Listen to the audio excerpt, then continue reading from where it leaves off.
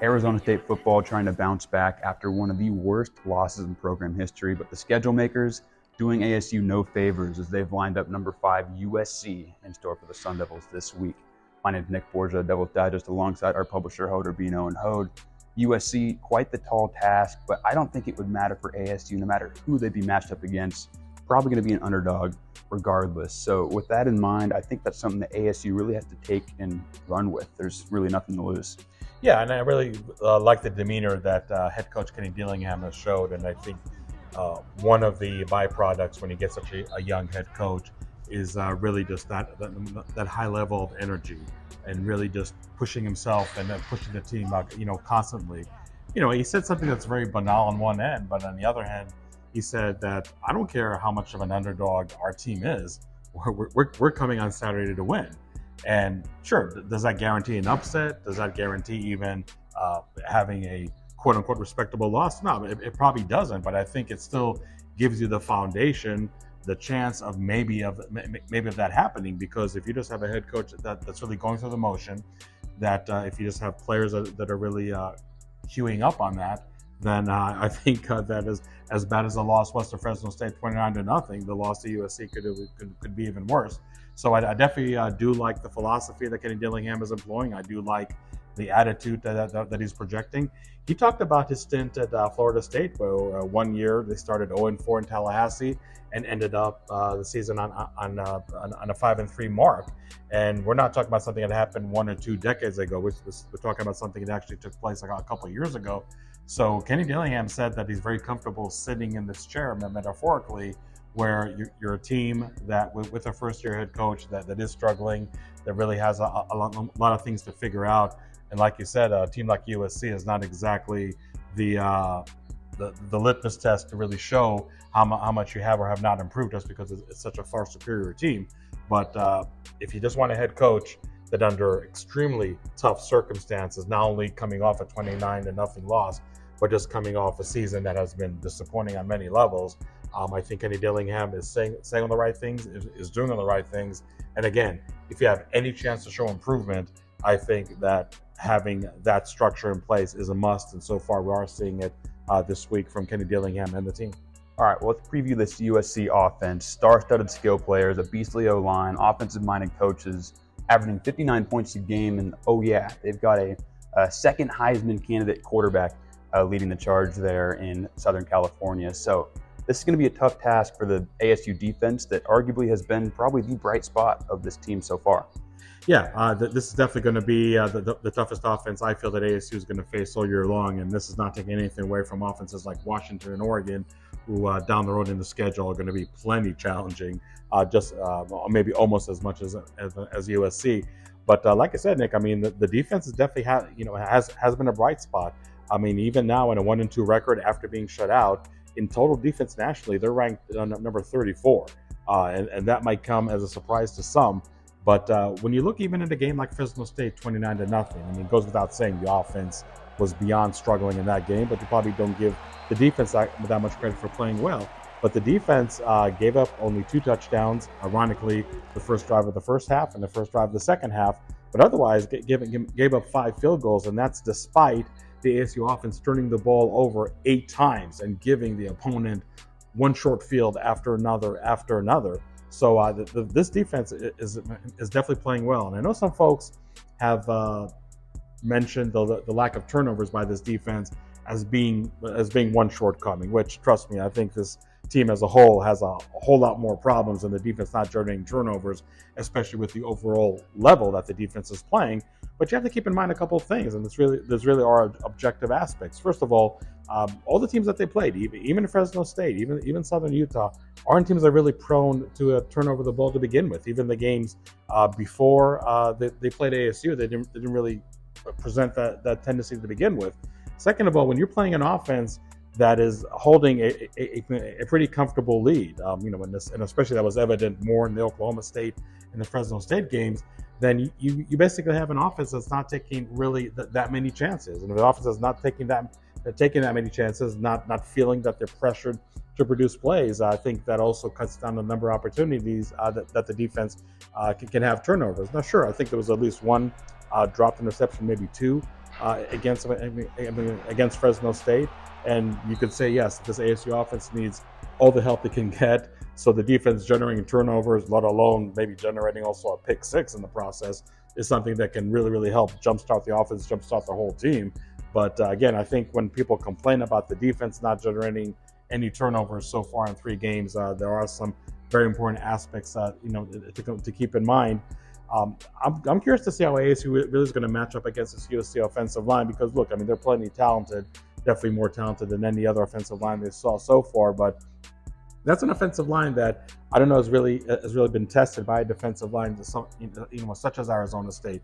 Even though their edge rusher Clayton Smith, one of the best pass rushers on the team, is doubtful for this game. They do get Anthony Cooper back at defensive tackle. I think Prince Dorba, the edge that replaced Clayton Smith in the starting lineup, had an outstanding game against Fresno State. So I'm curious to see if this defensive line can put enough pressure on the USC offensive line and flush Caleb Williams out of the pocket.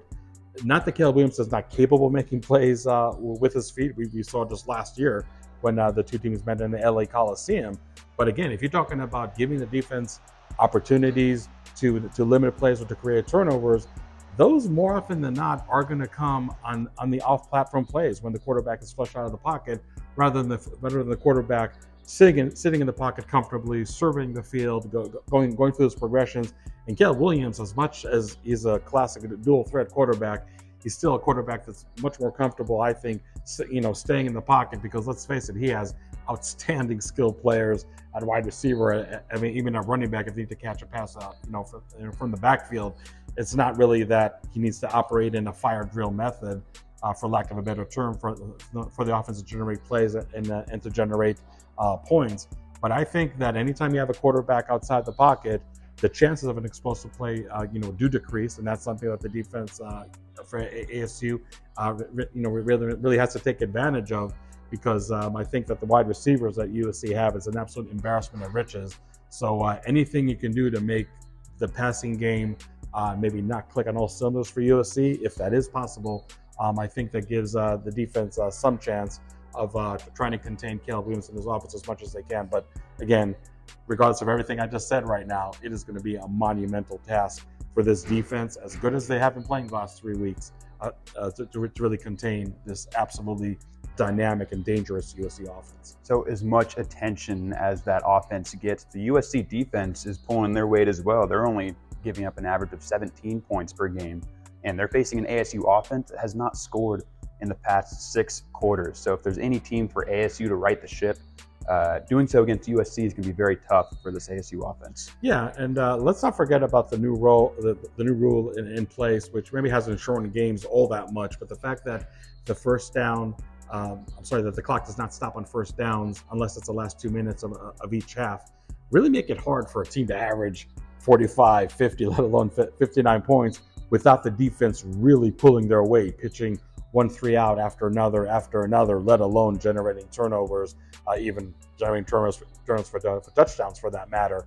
So yes, I mean, this USC defense is easy to overlook because of the offense being so overwhelming with their capabilities. And it's also a defense that we saw it last year was really faltering down the stretch, and that probably prevented them more than anything winning a Pac-12 championship, let alone actually being in the college playoffs.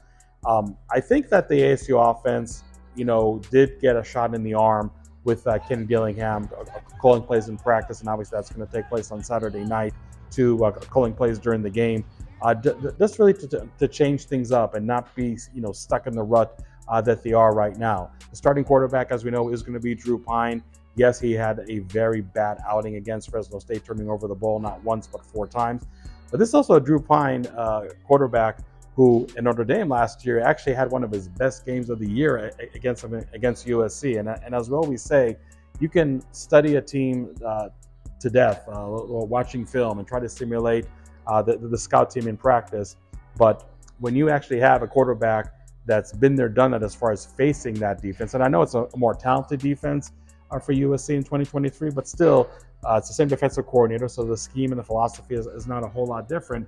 Maybe that's something that does give Drew Pine some confidence that he actually can do well And I'm sure that he, more than anybody else, really wants to shake off a really bad performance. He had a lot of rust to knock off. We talked about that in our post game. So now that he has that game under his belt, let alone a really bad game under his belt, maybe everything is just going to be on the upward from here on out. It is imperative for ASU, but based on what I said about the first down clock being more generous for offenses, is for it to control the time possession as much as they can. The problem is, I think if there's any cracks in the USC defense, they're much more noticeable in their secondary rather than the defensive line and the linebackers.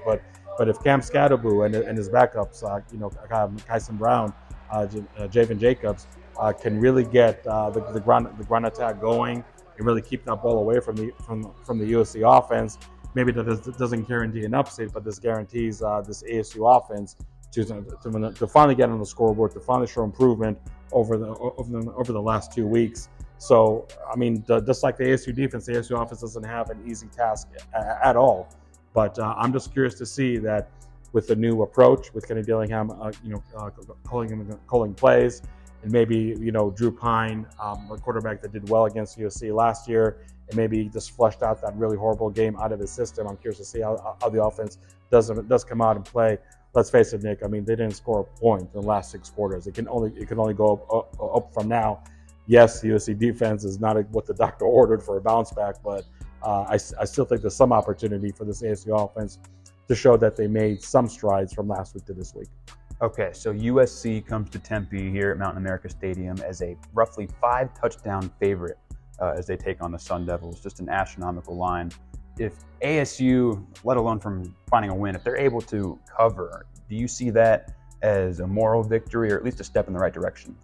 Yeah, I mean, I don't think it's going to be a moral victory, and I think Kenny Dillingham was very careful not to even use that term. And I know the players don't feel the same as well. Maybe deep down, do they want to quote unquote punish those in Vegas that put the odds that high and punish those bettors that are betting on USC? Sure. I mean, I think there's some element down there. I think that ASU should be able to cover that line. I mean, maybe it's going to be somewhat close, but I mean, I cannot imagine another scenario where ASU was such an enormous, heavy underdog like they are this week. And you can say that it's just as much as USC being the number 5 nation as it is ASU struggling as much as they have all season long, really contributing to a ridiculous betting line. But I'd like to think that this ASU team, especially on offense, does have some pride, that they don't want to repeat what happened last week again. I think Kenny Dillingham calling the plays is maybe going to be a very much needed and welcome change up. And again, and going back to what I said earlier, I just think that Kenny Dillingham is really saying all the right things and doing all the right things for this team to absolutely go into the lull. I mean, for good or for bad, it's still a very, very young season, and there's going to be a lot of teams down the schedule that aren't going to be even close to the ability of USC. So I think it's important for ASU to play better than they did last week, and you can say the bar is really low, especially in offense, but to really just show that they can make at least something out of this season. Maybe it's not going to be noticeable now, in mid to late September, but maybe in October, November, we start seeing some more positive signs. So I do pick USC to win this game, 45-20. All right. Well, thank you so much for your insight, Hode, as always, for continuous coverage of this contest and the Arizona State football team from here on throughout. Keep it locked in at DevilsDigest.com. Drop a follow at DevilsDigest on Twitter. For Hode Urbino, I'm Nick Borgia. We thank you so much for tuning in, and we will see you on Saturday night.